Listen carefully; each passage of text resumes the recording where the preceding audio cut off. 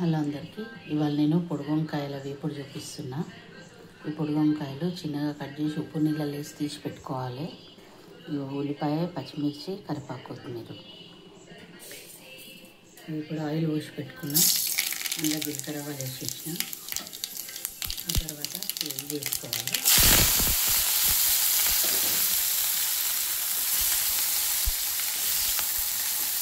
ఎక్కువసేపు వేయనివ్వద్దు, ఎందుకంటే ఆల్రెడీ వేపుడు కాబట్టి మనం వంకాయలతో పాటు ఉల్లగడ్డ కూడా వేగుతుంది.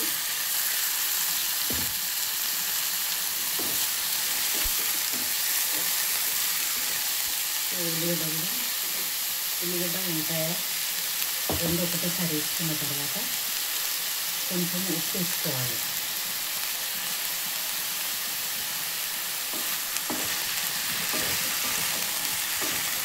ఇప్పుడు వీటిని మనం మంచిగా వేగనియాలి. వేగిన తర్వాతనే లాస్ట్కి కారం, అల్లం వెల్లిగడ్డ పసుపు తీసుకోవాలి. ఇంకా అయితే మంచిగా వేగిపోయింది. అల్లం వెల్లిగడ్డ పేస్ట్ వేద్దాము.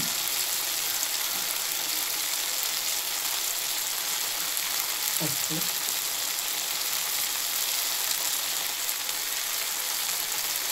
కారం, 2 స్పూన్ల కారం వేసిన. ఇప్పుడు దీన్ని మంచిగా కలుపుకోవాలి.